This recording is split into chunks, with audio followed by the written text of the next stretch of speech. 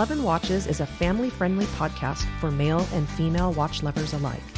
Perpetual Girl and Ranch Racer are a watch-crazy wife and husband team who've been wearing and collecting watches for more than 45 years.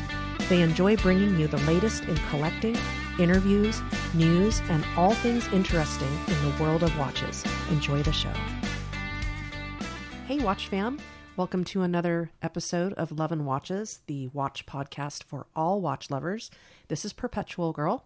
And this is Ranch Racer. And welcome to today's show. We have actually a really exciting show for you today. We actually tried to record this over 2 weeks ago, but we had no internet available in our little rural part of the world here. So we that morning it dropped when we were supposed to do the interview. It was literally a half an hour before we started, but we had no problems today. We recorded a fantastic podcast. And before we get into that, shall we do some wrist checks? We'll do some wrist checks, and the wrist checks are going to give you guys a hint as to what the podcast is about. Go for it. You go first. Oh, me first this time. All right. I am wearing one I haven't worn for I don't know, a little while. It's my Oris Carl Brashear chronograph limited edition that I picked up when we were in Vegas a couple years ago. Beautiful blue dial. This was the second version of their Carl Brashear limited edition watches. So this is the chronograph version with, I believe, the Salida SW500 movement. Really cool looking watch. It's bronze. Y'all know that the bronze thing. I'm kind of on the fence about it, but it's got a nice patina going. I haven't touched it with Tarnex for a while, so it looks nice with your coloring. I think it's cool. I think. Yeah, it's really grown on me. So that's what I'm wearing today. How about you? I'm actually wearing something that's new to the Love and Watches house, and it was a surprise, which isn't easy for you to do sometimes because I kind of don't miss a lot. You watch my every move. After 20 years, it's just become, you know, natural. This was not easy to pull off. No, I think I did a pretty good job. With the help, and you'll hear more about this later, with the help of some of our friends at Oris, you were able to surprise me with the Aquis Date with the white ceramic bezel. And it's, I can put the reference number on the website. The 36 mil. It's actually the 36 millimeter version with the Salida SW200-1, which is also called the Oris 733, and that is also in the 43 millimeter? 42 or 43? 43? I'll have to look. I have it written down. Might be 43.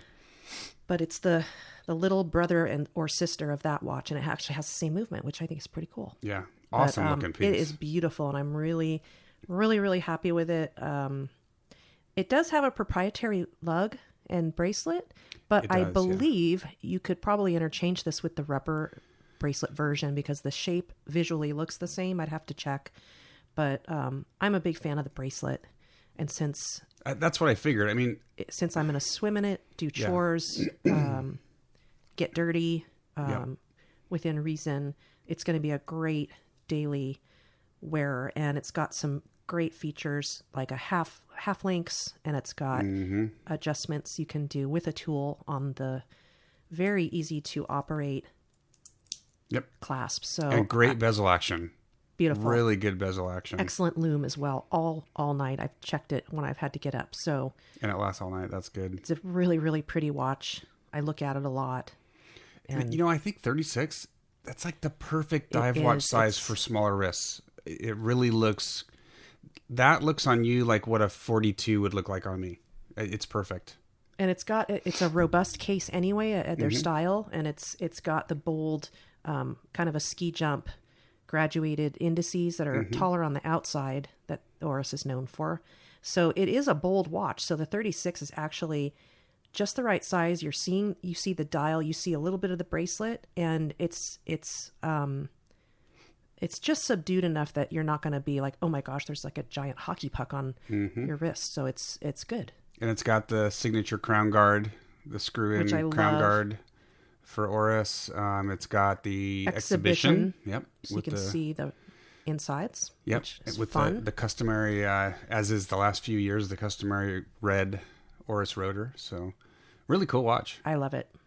So, all right. So we don't really have any news or anything to talk about. What the heck do our wrist checks have to do with today's podcast? Well, let's talk about it. We are actually going to talk to VJ and Beth from the leadership team at Oris North America.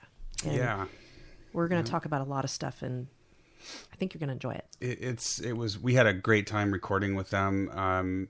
So Beth Haddad is the West Coast Regional Sales Manager for Oris North America, and VJ is the CEO of Oris North America. I was able to meet Beth maybe 18 months ago when she came out to our local RedBar group. You didn't make that one, but she came out to our local RedBar get-together, and we got to see all the new pieces. And then the last one, neither of us were able to make, and VJ came out with Beth to that one. So it was really fun to finally get them on the show, and I think you guys are going to love it. So much fun talking to them. We had a lot of fun, and there's some really exciting announcements just around the corner that we talked about. So they're just authorized to talk about. Yeah. So we had a bunch of fun, and we hope you guys enjoy the show. This was, like I said, this was a big one. It's one we've been planning for a while, and had planned on having it out a couple weeks ago if it weren't for our wonderful internet provider here. So I think that's it. With that, let's get on to the show. And here we are with our good friends from Oris. We've got Beth Haddad and VJ Geronimo. Guys, welcome to the show. It's fantastic to finally have you here. Oh, thank you for having us. I know we tried this a couple weeks ago, and we had some issues with our little rural podunk internet provider up here, so we had to reschedule. So we appreciate you guys being flexible on that. So for our listeners, if you guys could just give us kind of a brief intro on who you are and what your role is at Oris, and kind of how you got into this life and into this hobby that we all enjoy so much. For you guys, obviously, it's a business, but we're going to have, I think ladies first, we're going to have Beth kick it off. Yeah, Beth, let's have you start. Sure. Yeah, I am the West Coast Regional Sales Manager for Oris Watches. I've been in the watch industry, I hate to say it because it makes me sound old, but for about 25 years. Grew up in Connecticut and started actually working for Breitling in their corporate office. And then they had asked me to move out to the West Coast. So I've been out here now for, almost 20 years. I was with them for 20 years, and now I have been with Oris for a little over 3 years. Fantastic. And we're lucky to have her. Yeah, and I actually had an opportunity to meet Beth. So Beth came out to one of our Sacramento RedBar get-togethers. That must have been the first one, probably about a year and a half ago, wasn't it, Beth? I think so. Probably a year and a half, 2 years ago. Yeah, and you brought out all the latest and greatest, and it was so fun. And then you guys did another one with the group, and unfortunately, PG and I couldn't be there. But VJ, you actually got to come out and meet the group. Yes. So it's it was definitely good to do that. Hopefully we can do it again in person soon. I know. We all miss that. Sure. We tried a virtual get together with the team, and it didn't quite go as expected. It's not the same when you can't touch the watches, They're not like that. Yeah, they're not like they used to be in that sense. Exactly.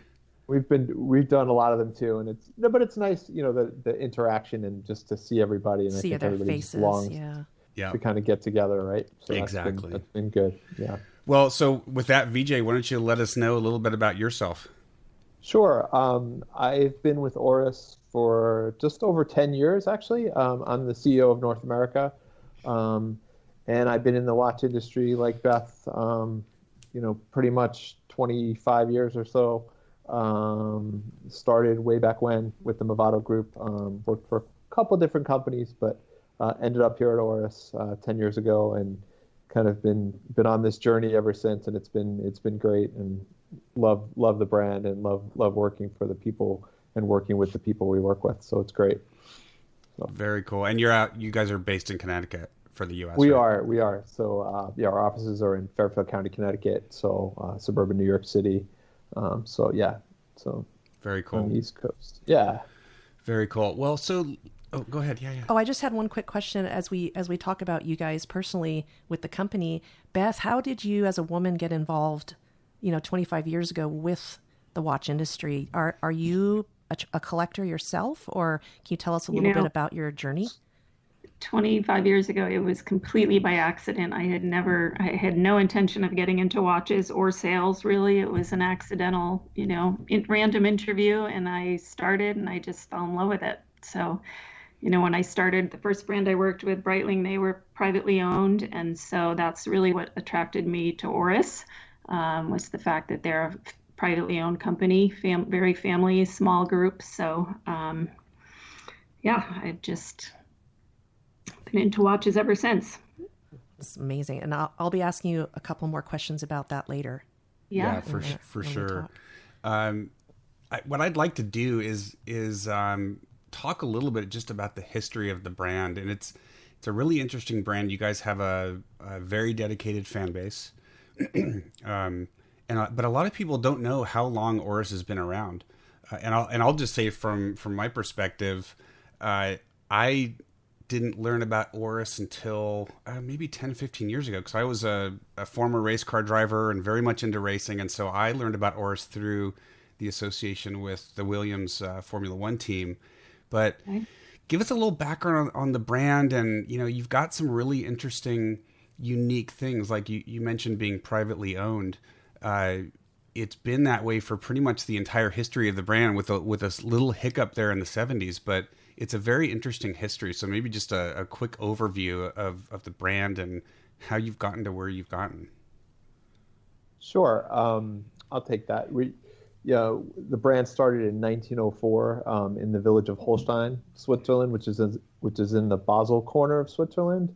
And we are, to this day, one of the last sort of mainstream independent brands, I'd say. We only make mechanical watches. That's all that we do. The company's had really a long history of making watches, and the company was founded on the principle of bringing a good watch to a lot of people. We were not the sort of that industrialized approach to manufacturing, I'll say. We were not the company that was making, hand-painted movements or things like that. The whole idea was to bring a good watch to a lot of people. And that spirit and that sort of entrepreneurial spirit that the company was founded on, that really independence and that ability to do things that make sense really exists and pervades throughout the company today. And very much how we act and what we do is very much a part of that foundation. And, the company, again, started in that factory. We're still in that factory to this day. At one point, we had 5 factories. Made all of our own movements, that sort of thing. And then during the 70s and when the quartz crisis hit Switzerland, a lot of our movement manufacturing closed. And then we basically, like most, were buying, movements from ETA and doing things like that. And then, but at that time, the company was taken from basically Ulrich Herzog and Dr. Portman, who were managing the company at the time, did a leverage buyout, bought the company back, and only made mechanical watches from that point onward. So we've always had this history and this adherence to making mechanical watches, and certainly it's one of the unique things about us. There's really nobody at our price point that only makes mechanical watches, and really continues kind of providing that value and that same spirit to this day. So that is very cool. So you're holding something interesting. I am. I actually, in my late teens, I believe it was around that time, which was early 80s. I remember women wearing an Oris pendant watch that's shaped like a ladybug with the wings that open. And I remember thinking that was the coolest thing, and I wanted one, but they were not something that a high school kid could afford. And recently I picked up, I actually have 3 of them, one for parts. Wow. and one is all yellow gold, and the other is actually the red ladybug, but it's an Oris, Wow. It's got a hand wind mechanical movement in it. So I would imagine that these were starting to be made around 1980 when Oris went back to after the quartz crisis. So that I have a soft spot for vintage watches and history. So that's something that I was thinking about today with the early 80s, and had to be around the era that these watches were starting to be made again. Yeah, that's awesome. That's awesome. Where were you able to locate that? I found them on eBay. Okay. And some are quite expensive if they're redone. The model, the movements are overhauled. But these, one is actually in really good shape, and I got lucky. So those keeps pretty good time still does. too. It's awfully cute. So it's I know that Oris has always done something for the ladies, and you guys do things in between now, and that's something I was going to ask Beth about. Is I'm so impressed with my newest surprise, Aquis, the white Aquis, and I have to give you guys kudos for making available a 36 millimeter size of an identical watch that also is available in 43 millimeters. So you've got a great representation of size for all genders who have a small wrist. So is that something new for Oris, or is that a recent thing? There's several collections that we do that, and it's been in the past couple of years. The Aquis is one of them, where we have a men's and a ladies size. I think it's been 2 years now. In the Diver 65, we have the same, where there's a 40 and a 42, but we added a 36. And then in the Pointer Date collection as well, there's 36 options. So whether you want matching or, just a smaller size, there's definitely more. In the more recent years, there's more options available. We love that. And we actually got a chance to speak with the marketing folks at Oris when we were at Couture Time in Las Vegas. Was it 2018? Yeah, we got to meet some of the team out there. And the cool thing was it was all women representing the brand. So we had a lot of good conversations with them, and I got to try on some of those smaller divers. Well, and you got to see the Pointer. I love the Pointer Date in the 36. It's just phenomenal. It's such a cool watch. Yeah, and the bronze, there's a bronze version, right, with the mint green dial. Yes, we saw that too. Gorgeous. We saw that too. Absolutely, I love that green. Very cool. Yeah, and it's funny. It's not even even to say men's or ladies. We just make the sizes because people prefer the sizes. It's some people have a smaller wrist and like a smaller watch, and really with the whole just talking about vintage watches or what have you, it's just a matter of preference. So we even try not to give those gender types to them. It's really just, here are the sizes, and we try to make them for everybody. So yeah, I absolutely love that you brought that up. And Beth's met some of the guys in our group, and some of the guys are small guys with really small wrists, and they can't pull off the big watches. So yeah, and there's two fellas who they have the same wrist size that I do. So we sit together in our little corner and we try on each other's watches. Yep. But that's the thing, is that some brands will market it as a woman's watch, and then they're missing out on sales from guys that have smaller wrists, right? Because the guy doesn't want to go, he thinks he's buying a woman specific watch. And I think it's a really smart move to not gender label the lines or the watches themselves. Now, obviously, if something's is very feminine, has a lot of diamonds and stuff, that's pretty self-explanatory. But I respect that you guys do that. I think it's a great way to market the product. The Pointer Date especially, I think I would say in 36, it's probably equal to what we sell to men and ladies. So yeah, it definitely appeals to both. Yeah, and there does seem, I don't know what you guys are seeing, and I'd love to hear your feedback. What we are seeing, kind of went through the 80s and the 90s, and especially the early 2000s, where it was, the sizes just got crazy. I mean, it was like the bigger the better. And I've got a 7.5 inch wrist, so for a long time I was wearing big 45 and 46 millimeter watches. But my preference now is to much smaller, kind of more traditional size watches. And we were, PG and I were talking about the Rolex Datejust a few weeks ago, and I got to see a couple, one in the 41 millimeter and one in the 36. If I were to buy one, it would be a 36. I'm just really starting to prefer the smaller sizes. So I'm wondering, what are you guys seeing in the market? Are you hearing more demand for smaller sizes, or what are you guys seeing? I think it's, I think as sort of more vintage watches have come into favor, so to say, I think you see the trend that it is definitely coming smaller. But, and I would say in general, you've seen, things come down in size, but there's always that demand for the larger pieces too. And I think one of the things about us as a brand, which I've always admired, was, there was a time when certain markets were driving a lot of business, so a lot of the product development went towards this market or that market in terms of sizing. We were always a brand that's kept our kind of kept things even across the board. So we made some small things, some bigger things, some things like that. So we've kept a pretty good representation of the collection across a lot of different sizes. But yes, in general, I think you've seen some sizes come down, and you've seen things come from 45 into 42 and 40 into 40, even 38. Yeah. I think we've seen some stuff there too. So interesting. Well, so our listeners will already know what PG and I are wearing, because we do our wrist check in the intro. So they'll know that I'm wearing my Oris Carl Brashear chronograph that Nice. I picked up a couple years ago. But I do have to give Beth a huge shout out for helping me out last week, because PG's been looking at Oris watches for quite a while and had her eye on the Aquis white dial ceramic white bezel 36 for a while, and I could not find one that was available. And Beth, you totally came through. You got one over to Rob at Topper, and we know Rob we've known him for a while. I bought some pieces from him, so thank you so much. You totally came through. And it was a surprise. Good. The best kind, right? Yeah, there might have been a couple tears when the box got open, Yeah. so it was definitely a surprise. Nice.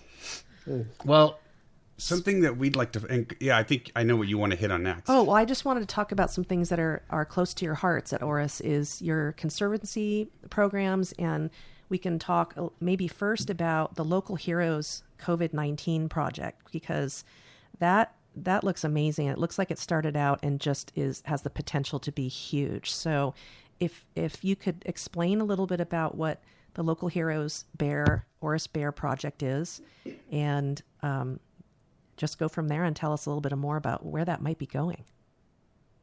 Sure. I think, when we all kind of entered this world of the pandemic, and, in early March, when we all kind of became locked down and in this world, and everyone was kind of like, what do we do in terms of just, because it really, at that point, it wasn't about selling watches. Like, people were just kind of trying to figure out the world and what was going on. And there were so many people doing so many extraordinary things in that time period. It was like, and it wasn't just, it was, of course, the doctors, the nurses, the people on the front lines of the world doing, taking care of people with COVID and hospitals and such. But it was also the people, at the grocery store, and the people, the bakers, and the people that, did other essential things that, sometimes get overlooked, but just as essential, especially during that time, and just as risky,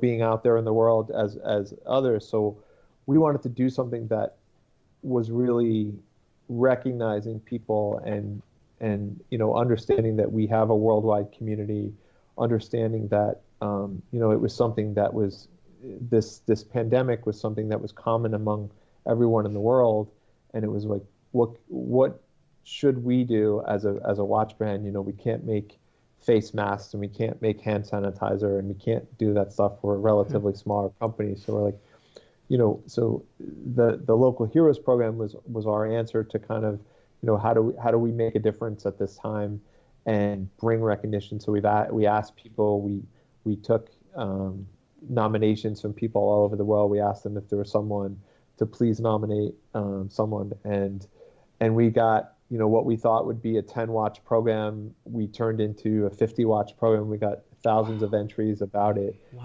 Really heartfelt, sons honoring fathers and mothers, and, husbands honoring wives and wives honoring husbands. And it was just really heartfelt stories, and it was really across many different things. So, the Oris Bear has always been part of us. He's been our mascot, and during COVID, it was just we try to the bear was more like, who doesn't smile at a teddy bear, as Rolf, our global CEO, likes to say, but it's true. And so we brought the bear out to deliver some content about COVID, about washing your hands and staying home and doing that sort of thing. Mm-hmm. But then also the bear became the avenue by which to help kind of, bring this program out. So that's how the bear got involved. And it turned into this really worldwide, really nice thing. And, Beth and I, we had 7 winners in North America, and we had the pleasure of kind of going to different places. I had the personal pleasure of delivering one of the awards to a firefighter up in Massachusetts, and just to see the bond and the way that it happened and how proud the person was just really amazing. So I'm trying to keep from crying right now, but I can't even imagine the emotions when you get to actually talk to those people. It is. It's very emotional, and it's like the family. In this particular case, the son was a firefighter, just like the father and the mom and the other brother, and they came out. It just was like a family, just a very family centric thing. And then in another case up in Canada, the mom nominated the son who worked at Costco and was there bringing, basically filling the shelves and doing that sort of thing. And just to see these things just to see, how proud they were was great. So. Wow. That is such a great story. And any plans on expanding that throughout the pandemic, or was that a one-time? The Heroes program, it wasn't. I wouldn't say it was a one-time. I mean, maybe under that particular program, it was more. That was about the pandemic and kind of going through that. But as a brand, and when we think about things, we always think about things with community in mind. So even if it's, whether it's local heroes, whether it's our ocean conservation projects, whether it's, helping different foundations throughout the world, we always try to bring, to use our worldwide microphone to bring awareness, to bring support to some of these local causes and some of these things that people would otherwise not hear about. And, at the end of the day, sometimes it's not necessarily, yes, it's about some monetary contributions that are made and things like that, but it's also bringing this to the attention of people that have more of the means and the wherewithal to help. And that's really how we approach all the things that we do. And I think if you look at a lot of our limited edition things, and, we've been doing this sort of thing for a long time. So, I think that's how we approach it. Well, and that really leads perfectly into, I think, what most collectors know you guys for best in terms of giving back is the Ocean Conservancy stuff. And there are so many things that you guys have done in terms of releases to support, whether it's the Great Barrier Reef or the Ocean Trilogy for trash pickup. I think you've got the brand new Aquis green dial, and I'll probably completely screw up the pronunciation, but I think it's the Hangang River. Correct. Okay, Korea, and cleaning that up. Where did that come from? I mean, obviously you guys have got lines of dive watches, right? The Diver 65, the Aquis, but how did that get started? Yeah. No, it's something. When you think about us as a watch company, we do a lot with the diving environment. So when it got started, it was more about how do we do something that makes a difference in the community that we operate. And obviously that was a natural thing. And I think there is just a sensibility to that, and the people within the company care deeply about the environment and helping that. So I think those two things combined. But I know we've been doing this a long time. This is not something that the past couple of years that just started. As long as I've been at Oris, we've been doing it, and we've always had these limited edition pieces that have brought it. And so it just got started from that sense of it, over 15 years or so ago, in doing it. And then, when we here in the U.S. we started a program called Sea Heroes. Sea Heroes was something that we did in conjunction with Scuba Diving Magazine at the time, and the idea was to find people within the marine conservation world that were doing things, and we nominated a sea hero each year, and gave them a watch, and then at the end of the year we picked a sea hero of the year, and we gave them a monetary grant to help them continue their work. So some of the projects that we've worked on have come from that. So for example, like the Coral Restoration Foundation projects, the Staghorn, and then you've seen the Carries Fort, one of the ones this year. Yeah, that came from that group of people. So started in 2014, came out with a watch in 2017, and then came out with a second and third watch this year. The 50-piece limited edition in gold, and then the steel version of Carries Fort. And if you don't know much about the Coral Restoration Foundation, they do really great work in terms of helping to restore and preserve the coral reefs in the Florida Reef Tract. And it's painstaking work in terms of growing the coral in these coral nurseries, and harvesting the coral and replanting the coral back into the reefs and regenerating the reefs. And the Carries Fort project is really a culmination. That was a 5-year project. They planted well over 30,000 corals into the reef to regrow it. And and their techniques actually have become the worldwide standard for this kind of work. So it's really nice. And when we think about when we first started working with them, and then where they are today, I think it's and not that we're by any means the reason for their success, but we feel like happy to have contributed a little bit to bringing them to the forefront, to bringing the attention, and making progress, and that's a perfect example of what that's about. Yeah, I read a bit about that Florida Coral Project, and I spent a lot of time growing up in Hawaii, and my husband has a scuba diving background, so we both love the ocean. I know what coral is, and the amount of numbers of the coral units that were planted were really noteworthy on your project description. And as a scuba diver, I've had the fortune to dive on beautiful, well-preserved reefs, and also on reefs that have just been decimated. And it's hard to describe to someone how sad it is to see that. So to see Oris doing this it's phenomenal. I mean, the coral it's so important. It takes a long time to grow. It's so beautiful. And it's really a neat thing that you guys are involved in. Thank you. And we'll have to get you guys down there, because it really, to see it firsthand is really something that's really awesome. And they have a nice education center, and then you can go out and you can make your way and help them do some of their work. It's definitely inspiring. Well, our eyes just got really big. Yeah, and a total. Okay, so funny side story, and I won't get too morbid, but there's a program. We lost my dad a couple years ago, and he was a big scuba diver. And there's a program big. That basically you get cremated and somehow turned into literally a piece of coral and put on these reefs. So we're planning a trip out there anyway. So we'll make it a double. Wow. All right. Yeah. No, it's cool stuff for sure.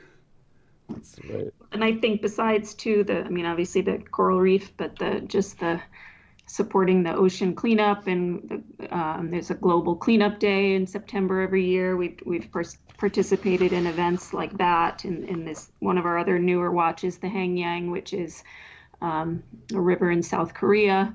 There's a lot of cleanup projects around that, where the teams there have groups of people going out and helping clean up the garbage and plastic on the river. So I think there's a lot of just small little things that the Oris team has been doing to really just get behind these projects, and see little by little make a difference in cleaning the ocean. Whether it's we had a clean ocean watch, I think you mentioned, where the case back was made out of recycled ocean plastic. Mm-hmm. So just a lot of little things to support that ocean projects. Yeah, it's just a lot of neat stuff that you guys are doing. So Beth, I want to focus on you for a second, because I'm in sales, you're in sales, so I understand what it's like to be on the front lines and in front of customers and in front of dealers and that sort of thing. That's something that we've noticed that Oris really, really excels at. And what I mean by that is, there's a lot of kind of the more traditional Swiss brands that there isn't any customer outreach, but it's 180 degrees for Oris. You guys, not only do you do things like events with Topper Jewelers, right, where the bear comes out and you got all the latest editions, but you guys go the extra mile. And like I mentioned earlier, Beth, you actually go out to groups of watch collectors, right? Is that driven by your customers and your collectors, or is that just a philosophy within the company that you want to make sure you're staying close to the people that are buying your watches? Yeah, I think it really is. I mean, Oris was probably one of the earlier brands to really embrace those type of collectors groups, like the Red Bars, and Topper has a group.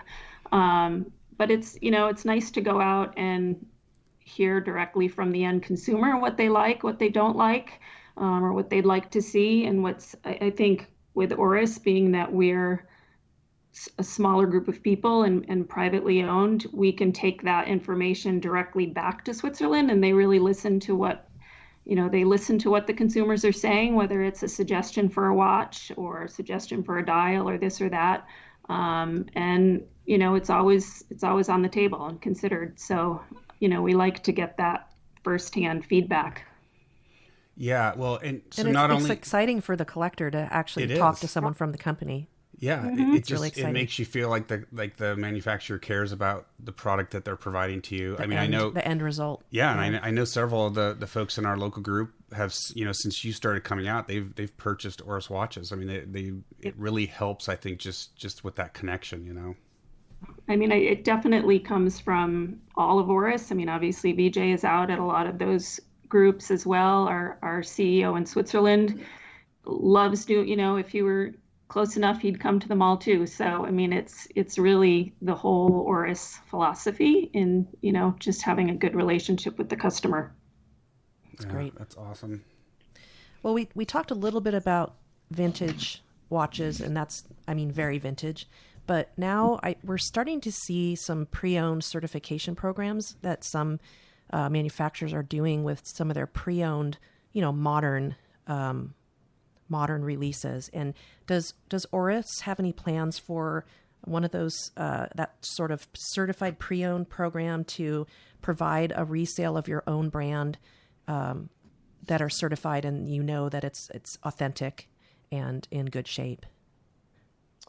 I think it's a great question. I think it's very, very appropriate, obviously, with all what's happening and going on with the pre-owned market and such. We don't have any formal plans at the moment to do a formal certification of watches.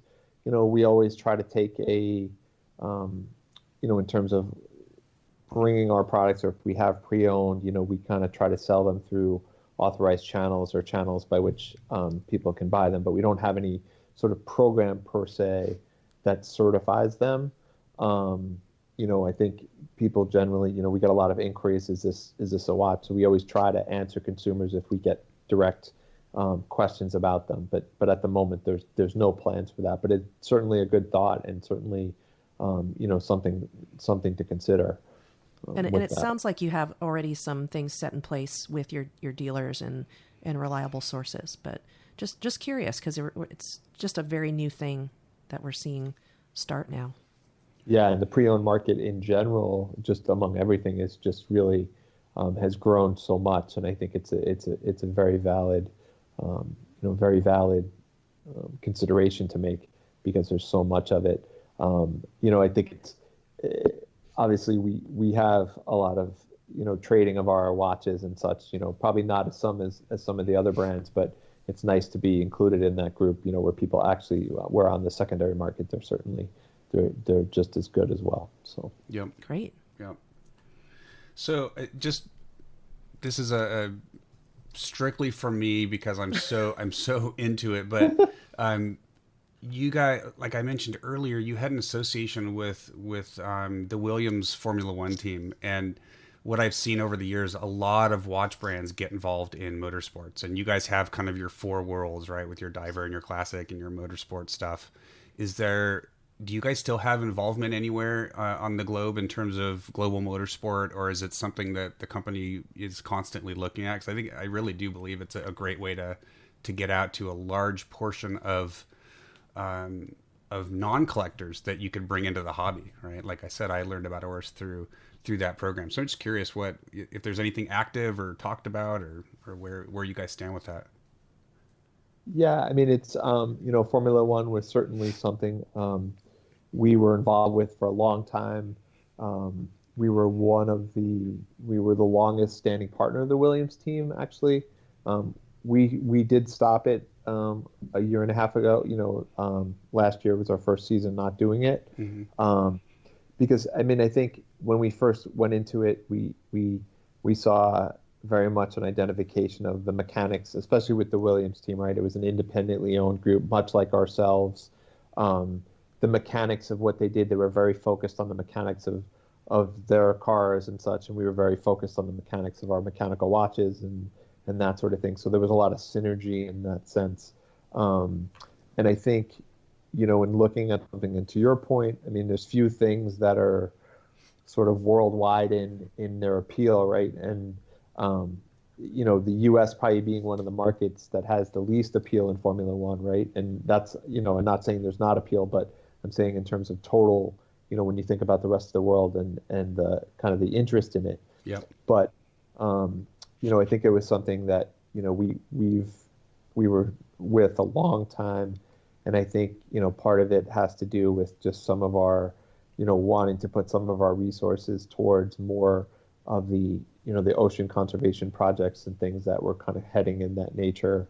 So I think that's kind of the decision that was made about that at that moment. But it certainly was something we supported for a long time. We still do motorsport things, but not so much on a global basis like that. Right.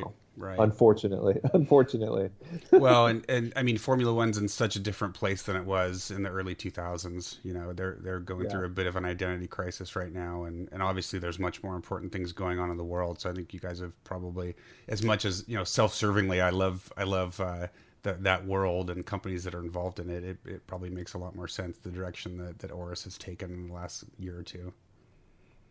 Yeah. Thank you. Talk a little bit about Go Your Own Way. There's a hashtag out there called Go Your Own Way. I was just going to ask that. Yeah, and it's on the website. What's behind that? What does it mean?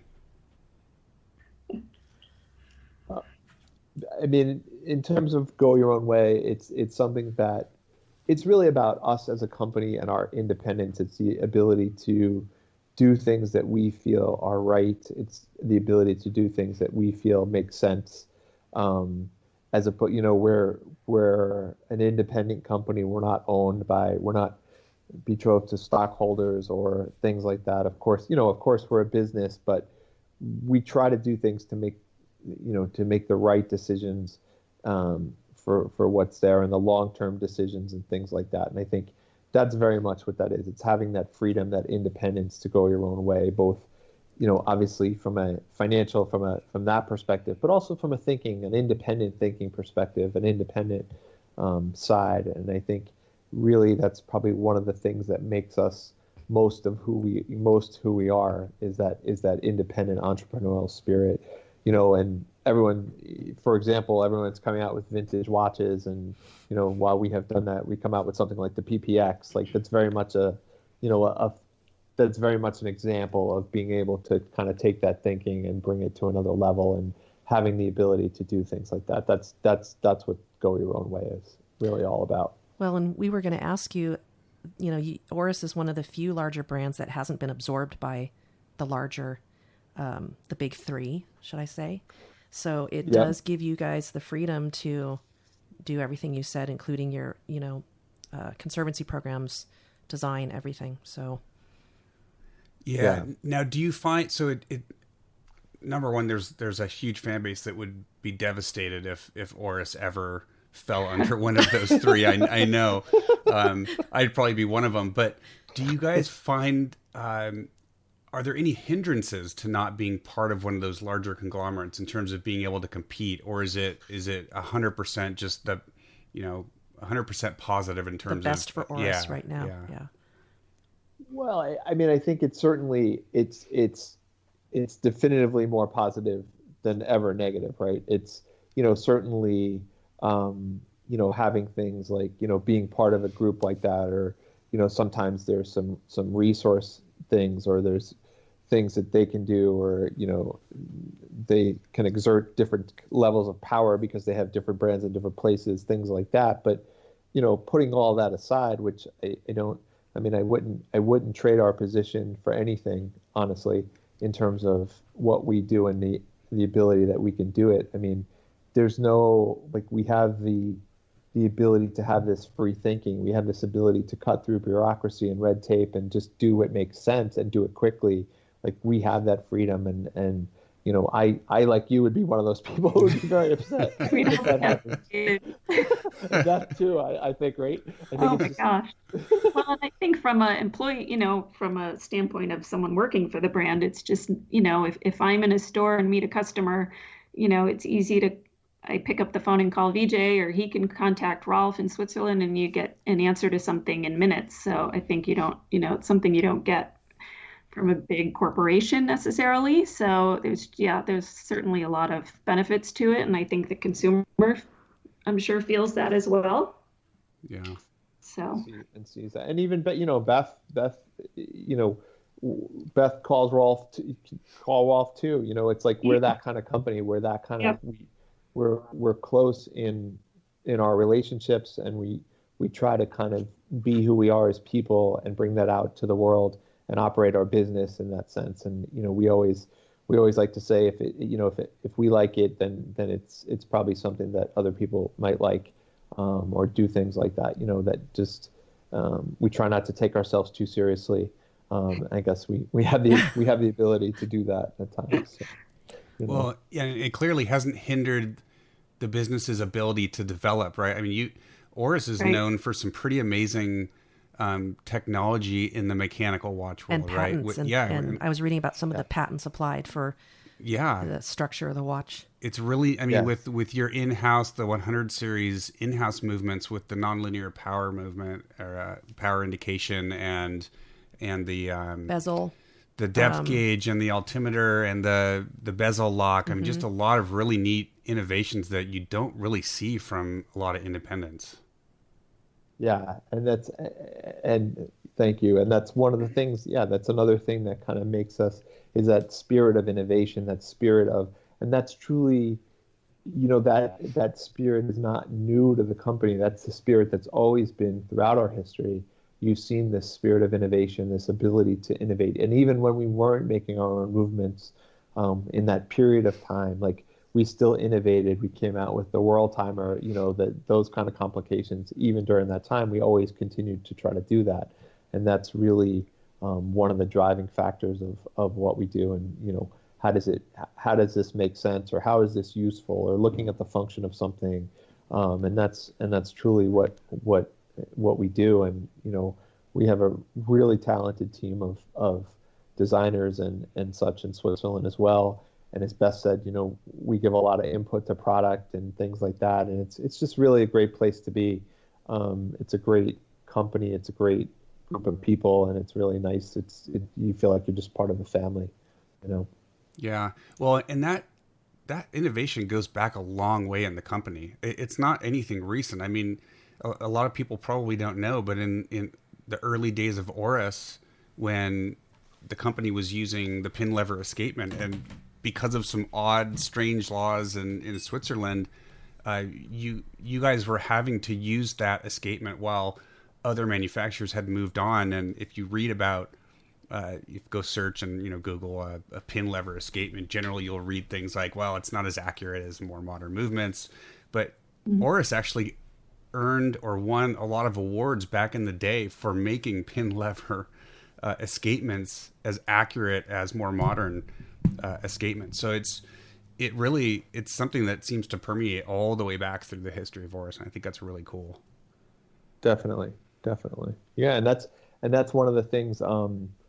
Dr. Portman, whom we spoke about earlier, who was the general manager of the company at the time, his dad actually worked for Oris, and when he came to work for the company, one of his main well, one of his first kind of tasks was to get that statute over. Like he basically worked to have that statute overturned over time. So it took 10 years, but they did overturn the statute, and then we moved on from there. That. But yeah, it was that was, you know, and it's exactly that kind of history that most people don't know about or kind of understand about.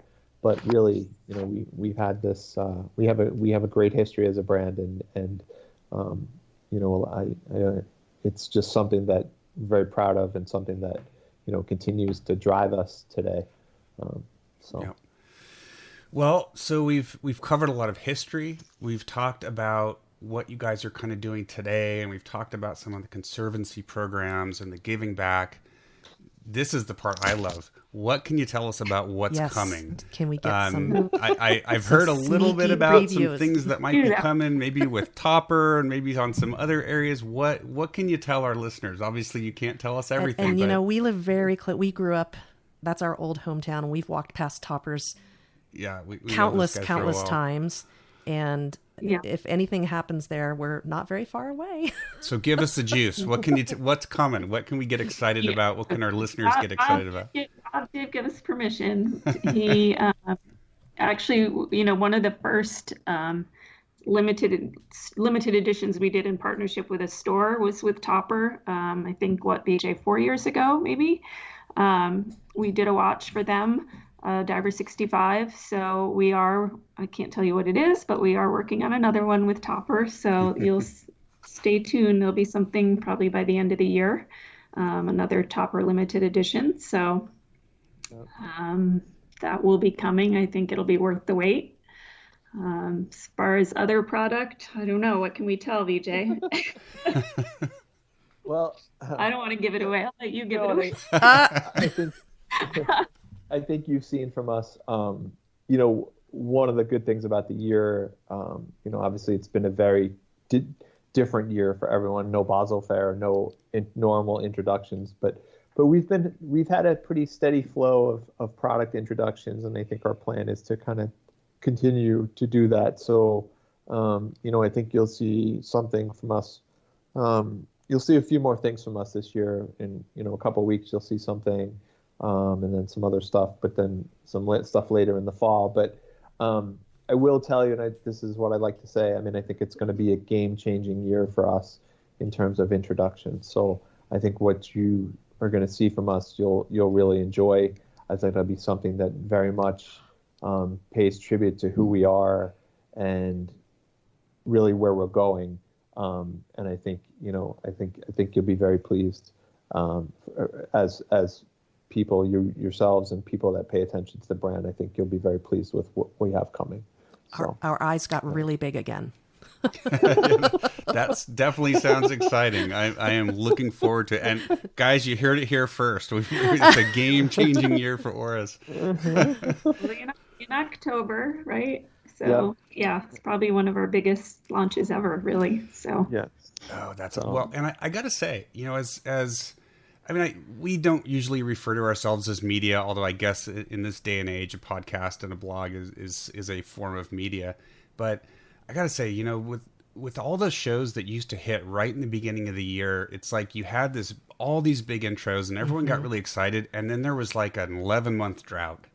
So as horrible as COVID has been, and you know, it's not a good thing. But on the flip side, I think it's been I really think it's going to end up being beneficial for the watch industry. I like to see things kind of staggered out. Yeah, it keeps gives things the going attention throughout to the year. the brand at the time too. So you're not lumped in with 15 releases of something equally great. You're actually giving that manufacturer, you know, their own, you know, day in the sun. Moment in the sun, exactly.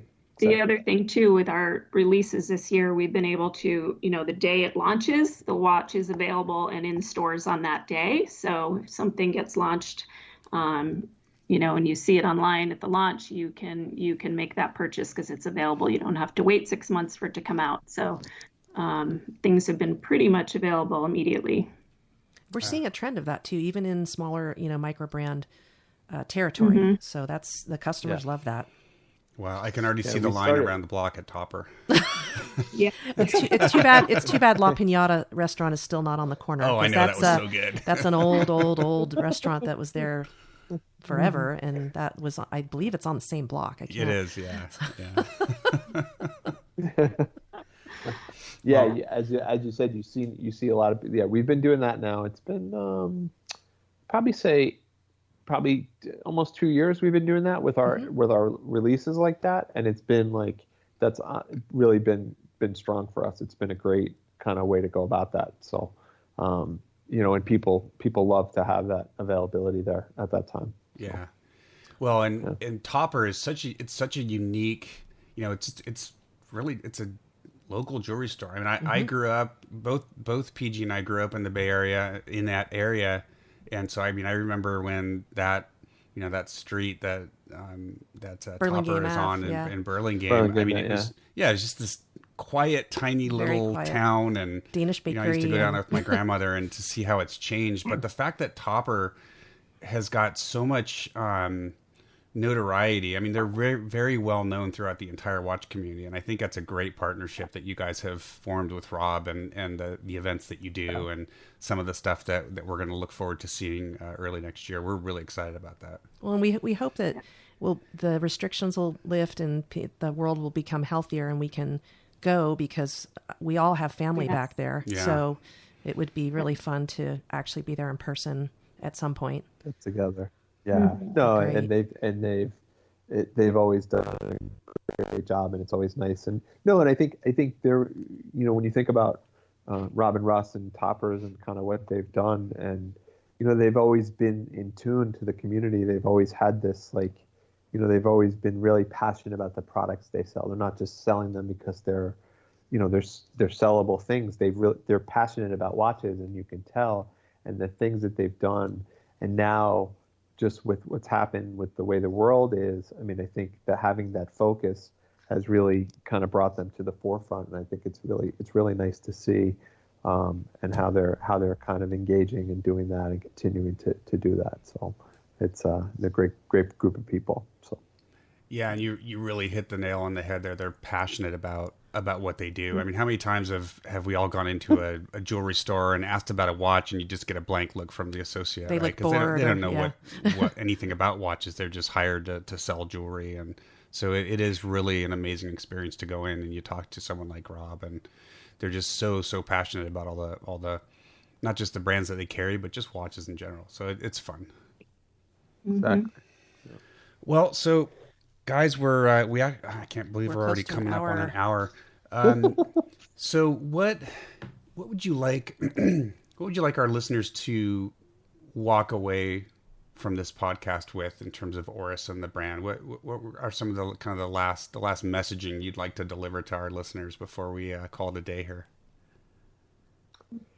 I mean, I think the thing we should really say first and foremost is thank you. Like, thank you to your listeners, and thank you to, as part of the watch community, really kind of appreciating the things that we're doing and kind of being excited about our stuff. And, as Beth said before, kind of being in touch with people and talking to people. It's how we also get our satisfaction about what we do. We love to kind of bring some things to the table, and we love when people appreciate them or give good feedback and that sort of thing. So the first thing is thank you for doing that. And then, really just,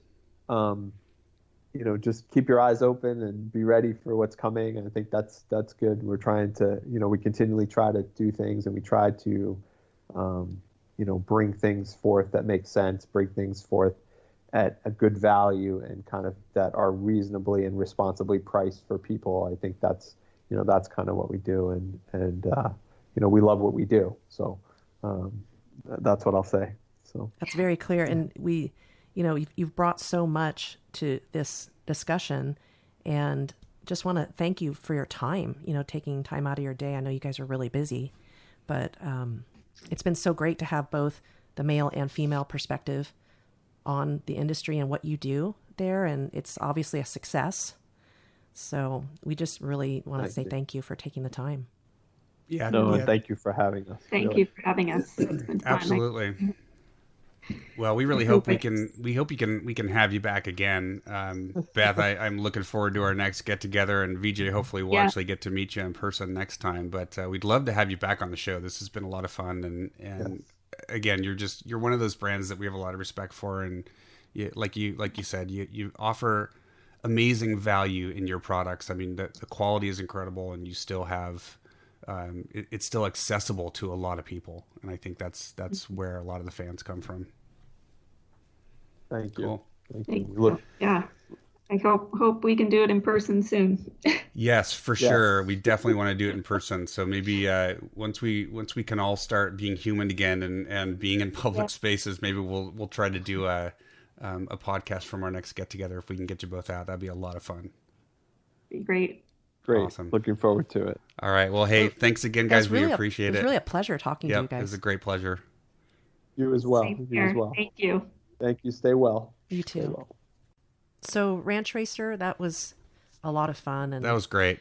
we're so grateful that they took the time to, out of their schedules to talk to us. And Yeah, a great couple of folks. I mean, just like I said, I hadn't could have met talked Beth longer. before, but yeah, we could have gone on for a while, but we wanted to be respectful of their time. But yeah, really fun. I mean, I'm so excited now to wish see we what's could have coming. seen them in person, for some of this, and Yeah. hopefully by the end of the year, if we get out to, get across the bay to go over to Burlingame Avenue, we can see what's going on. Yeah, for sure. And maybe Officially. we can actually do a show finally do a show with Rob, which we had intended on doing like a year ago in person, and Or longer. well, and it never happened, and then COVID hit, and then so it kind of put paid to those plans. But might be fun to do something live with those guys in person because they're all great people. Mm-hmm. So But for now, virtual is still a way to connect, and great conversation. yeah, Really a we'll definitely have them back, even if we can't do it live. Probably after the first of the year, after all the announcements and the releases. Yeah, I'm excited. It should be fun to see what they come out with. Great brand, great products. Neat to have a large brand like that that's still independently owned, and It gives them a lot of leeway to pursue things that matter to them, and that matter to the rest of us, ultimately. And you can along tell with the watches. Yeah, and you can really tell it's a family atmosphere. I mean, they're a big brand for sure, but it's still run as a small, family-like independent brand. So really fun to have those guys. We hope you guys enjoyed the show. As always, make sure you're following us on Instagram at Love and Watches. Give us a review on iTunes or wherever you listen to podcasts. And if we read your review on air, which we didn't have a chance to do this show, but if we do read your review on air, then you'll get some fun swag. And that's the other thing, is make sure to check out our new swag store. If you go to loveandwatches.com and just click on the swag link in the right-hand column, and that'll take you to our Zazzle store. All kinds of fun stuff there. And it's a good price compared to some of the other... good pricing, and you get the stuff pretty quick as opposed to what we were doing before. So definitely check it out. All right. Well, Awesome. All right. Thanks, guys. We appreciate it. Thank you for listening, as always, and we will talk to you next time. take care. Bye.